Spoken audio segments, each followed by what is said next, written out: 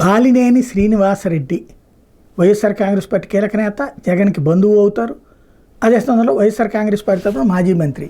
అయితే తన జిల్లాకే చెందినటువంటి సురేష్కి, ఆదిమూలపు సురేష్నేమో మంత్రిగా కొనసాగించారు, తనని పక్కన పెట్టారన్నటువంటిది ఒక కోపం. దానికి తోడు తను అడిగినంత నిధులు ఇవ్వలేదన్నటువంటి కోపం.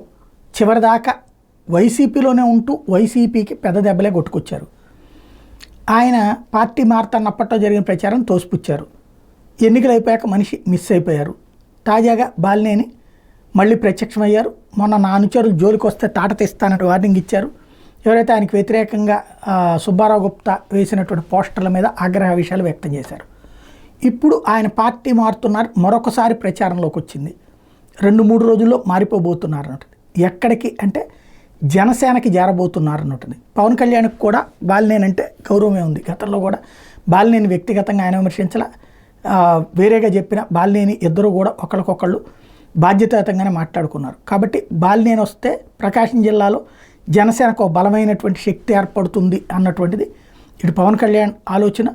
అదే సందర్భంలో తనకి గ్రిప్ కావాలి. ఇప్పుడు అధికారంలో ఉన్నాడు ఇప్పటిదాకా బాలినేని, ఇప్పుడు అధికారం కొనసాగితే తన వాళ్ళని కాపాడుకోవచ్చు అన్నటువంటిది ఇటు బాలినేని ఉద్దేశం. ఏం జరుగుతుందో చూడాలి.